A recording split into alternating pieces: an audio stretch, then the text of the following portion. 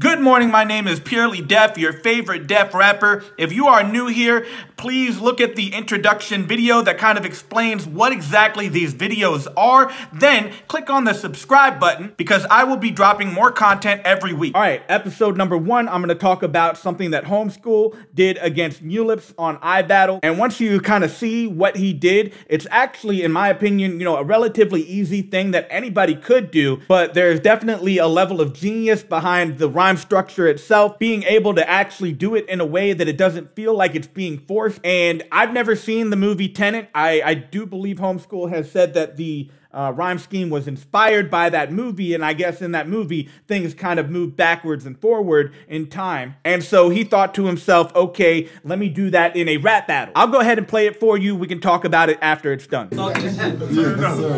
Where you get played online by nerds more than League of Legends. You're showing levels in your dreams. Have you seen Inception? I'm bringing depth to the picture in 3 dimensions, and I can tell by your tone it's time to leave a message. But this is me versus me, not me versus Mew. Do I seem dyslexic? I'm just fighting the me from yesterday like a scene from Tenet. You're moving backwards while I'm moving forwards like a scene from Tenet. Your choice is fight or flight. Do I seem dyslexic? Is EKG going beep? I'm trying to leave a message.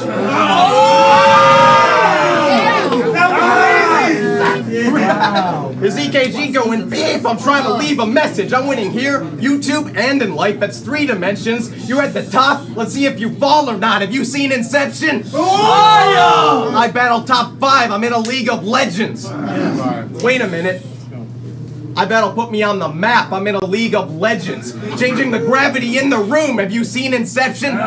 Sunning me ain't something you're 3 dimension. This was set in stone. Like hieroglyphs, I'm trying to leave a message. This was set in stone. Like hieroglyphs, I'm trying to leave a message. You're the victim, not the victor. Do I seem dyslexic? You need to turn your whole life around like a scene from Tenet. Alright, so I tried to write down the lyrics. I'm not always going to get these right. I am partially deaf, so sometimes I don't hear what people say correctly. I'm not going to do a very deep dive onto every single punchline, but overall, as far as the rhyme structure is concerned, I feel like it was a very brilliant and creative and unique tool that Homeskool was able to bring into this battle. So basically, we have 18 different lines, and within it, roughly 18 different punches, right? So right off the bat, what you're seeing is that he is writing a multi over and over and over again, but also punching on every single multi, which means that he has to reverse engineer punchlines. He has to come up with a rhyme first and then come up with a punchline for that rhyme. So for example, you get played online like League of Legends, you're showing levels in your dreams. Have you seen Inception?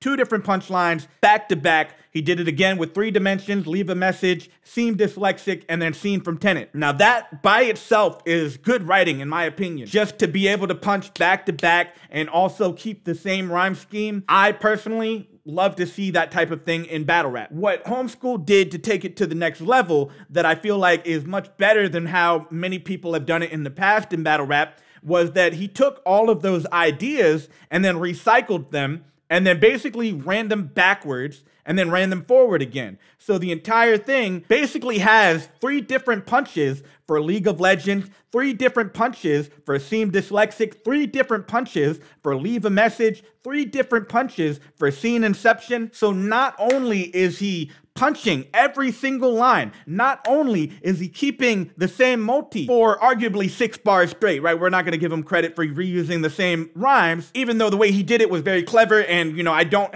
penalize him at all for reusing the same line. But obviously he didn't think of 18 different multis. He thought of 6 different multis and basically reflipped each one of those 3 different times. And if you think about it from an abstract level, this is something that anybody could do. Now, I will say the fact that he kind of leaned on Inception and the movie Tenet, and even the term 3 dimensions, just the actual wording and subject matter that he's talking about is meant to kind of give you a trippy feel. So it actually makes even more sense that he's doing this back and forth, because those are trippy movies that take advantage of time manipulation techniques, and he's kind of taking that and putting it into a rap battle. But at its very core, what this really is just somebody punching 6 different times, then recycling those ideas and then punching again another 6 times, and then punching again another 6 times on the same subject. And if you're, a good puncher and you know how to reverse engineer punchlines and punch back to back, this is actually kind of a fairly easy thing to do that pretty much anybody could do and flip it into their own spin-off of what he did already. Or you could just take it and maybe not even do the backwards part of it, right? You could find a reason to keep repeating yourself, and as long as you can conceptualize a framework for why you did it, then it will come together, and the crowd, I believe, is gonna feel like it's an incredible moment. So again, I'm not gonna do a deep dive of all the different punches that he has. Rather, I wanna look at this kind of at an aerial view and try to put it into your mind that this is something that can be reused and can be redone, and something that can even be done in a slightly different way than how he did it. But the core of it is just that he's recycling the same concept and creating multiple punches off of it. And if you have not already checked it out, I highly advise that you watch Homeskool versus Mewlips. It is a very fun, entertaining battle. One other kind of interesting thing that he did in his round is that he would take his hat and then he would turn it around. So when he was going forward, his hat was facing forward. When he was going backwards, he turned his hat around backwards. Now, I don't know how much that really contributed to the greatness of what he wrote, but it is a way of kind of maybe spoon-feeding the audience like this is what's going on, this is all intentional. Either way, I highly advise that y'all check out this battle, incredible work, and stay tuned for the next video of Advanced Rhyme Structure.